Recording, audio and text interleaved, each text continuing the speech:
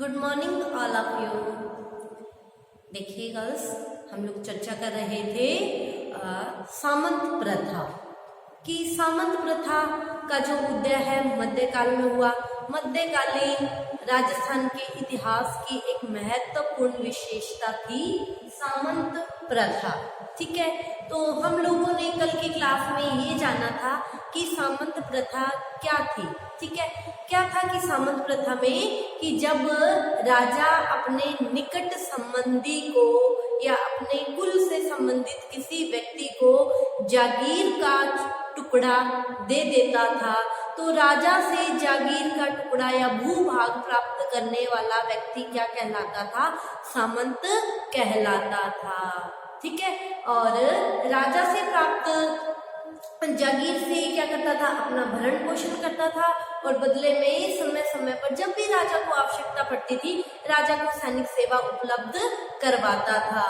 और हम लोगों ने ये भी जाना था कि राजस्थान की सामंत प्रथा खुले परंपरा पर आधारित थी, समानता पर आधारित थी। इसमें सामंत जो राजा से जागीर प्राप्त करने वाला जो सामंत होता था, ठीक है, वो राजा के अधीन नहीं होता था, लेकिन दोनों का दर्जा क्या होता था? बराबर का होता था।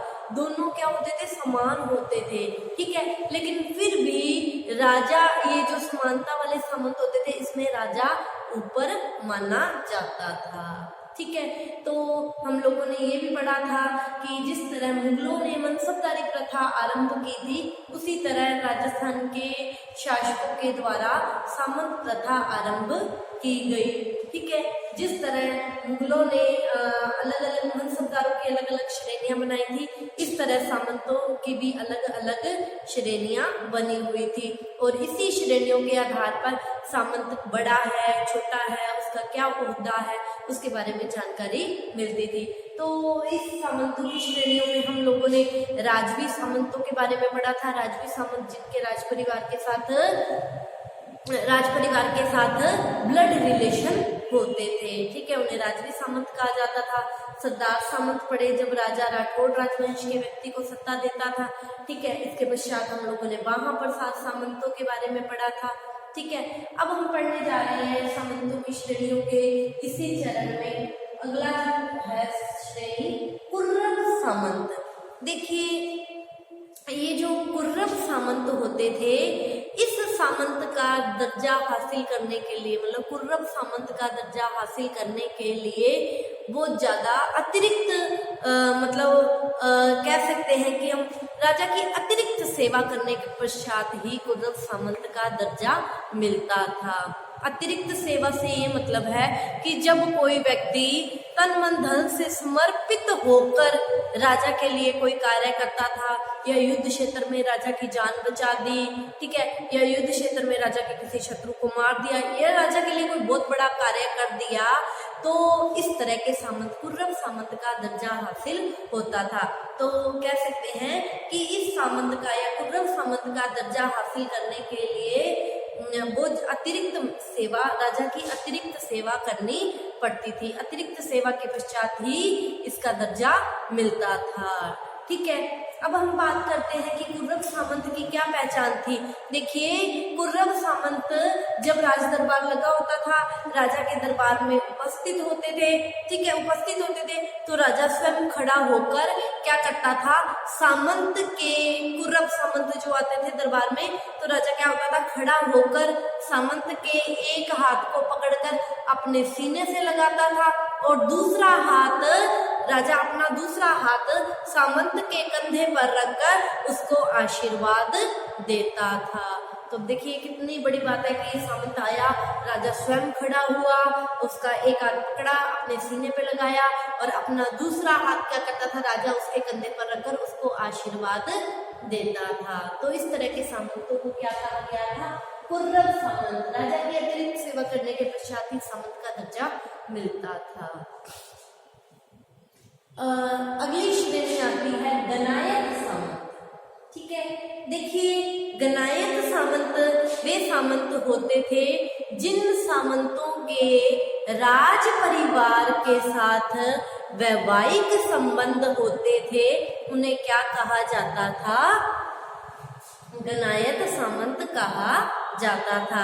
जिन सामंतों के राज परिवार के साथ वैवाहिक संबंध होते थे उन्हें गणायत सामंत कहा जाता था। ठीक है, जैसे हम लोगों ने ये भी पढ़ा था कि जो मुगल शासक था अकबर, उसने जो अपनी मनसबदारी प्रथा शुरू की थी, तो मान सिंह है, ठीक है, या बीकानेर के राज सिंह है, इन लोगों के साथ वैवाहिक संबंध स्थापित किए थे। ठीक है, थे तो क्या ये मुगल सम्राटों के मनसबदार। इसी तरह राजपूत जो शासक थे उन्होंने भी अपने सामंतों के साथ, जो सामंत उच्च श्रेणी के सामंत थे, जिनके पास पैसा अच्छा था, भूमि अच्छी थी और राजा के लिए कुछ अच्छा कार्य करते थे, ठीक है, उनके साथ जब राजा वैवाहिक संबंध स्थापित कर लेते थे तो इस तरह के सामंतों को कौन सी श्रेणी में रखा जाता था? गणायत सामंतों की श्रेणी में रखा गया था। देखिए, इसी सामंत प्रथा के अगले चरण में, अगली श्रेणी में पढ़ेंगे हम लोग ग्रासिया सामंत। देखिए, ग्रासिया सामंत कौन से सामंत होते थे? देखिए, ग्रासिया सामंतों में वे सामंत आते हैं जिन्हें राजा से प्राप्त जागीर से केवल भू राजस्व प्राप्त करने का ही अधिकार होता था। उनका एक ही कार्य था, जो राजा से जागीर मिली है उससे भू राजस्व वसूल करके उसको राजकोष में जमा करवाना होता था। ठीक है, तो हम कह सकते हैं कि वे सामंत जिनको राजा द्वारा प्राप्त जागीर से केवल भू राजस्व वसूल करने का ही अधिकार होता था, इस तरह के सामंतों को ग्रासिया सामंत कहा जाता था। ये सामंत क्या करते थे? अपनी जरूरत का तो अपने पास रख लेते थे, जितना पैसा उनको पालन पोषण के लिए अपने चाहिए होता था, बाकी क्या करते थे? राजकोष में जमा करवा देते थे। ठीक है, और देखिए, ग्रासिया सामंतों में एक ये भी था कि अगर ग्रासिया सामंत अपने कर्तव्यों का जो निर्वहन है वो पूरी निष्ठा के साथ नहीं करते थे तो राजा को हक था कि राजा इनसे क्या करता था? इनकी जागीर छीनकर किसी दूसरे सामंत को दे देता था। देखिए, इससे पहले हम लोगों ने जितने भी सामंत पढ़े हैं, राजा एक बार जिसको जागीर दे देता था तो वापस नहीं लेता था, लेकिन जो ग्रासिया सामंत होते थे, अगर वो लोग अपने कर्तव्यों का निर्वहन पूरी निष्ठा के साथ नहीं करते थे तो राजा लोग इनसे जागीर छीनकर किसी दूसरे सामंत को दे देते थे। ठीक है, तो ये हम लोगों ने ग्रासिया सामंतों के बारे में जाना। अब हम बात करते हैं अगले सामंत, भौमिया सामंत। ठीक है, तो देखिए, भौमिया सामंत कौन से सामंत होते थे? ठीक है, भौमिया सामंतों में वे सामंत आते थे जो राजकीय सेवा में शहीद हो जाते थे। राजा मतलब वो राज दरबार के लिए कार्य करते हुए या युद्ध लड़ते हुए किसी भी कारणवश राजकीय सेवा में जो शहीद हो जाते थे, राजा लोग क्या करते थे? सामंत तो शहीद हो गया, ठीक है, तब उसका परिवार तो है और वो शहीद क्यों है? राजकीय सेवा में वो शहीद हुआ है। तो जो सामंत राजकीय सेवा में शहीद हो जाते थे तो राजा लोग उनके परिवार के भरण पोषण के लिए जो जागीर देते थे या उनके परिवार के भरण पोषण के लिए जो जागीर दी जाती थी, इस तरह के सामंतों को क्या कहा जाता था? भौमिया सामंत कहा जाता था। ठीक है, तो इस तरह हम लोगों ने आज कुर्रब सामंत, गनायत सामंत, ग्रासिया सामंत और भौमिया सामंतों के बारे में पढ़ा।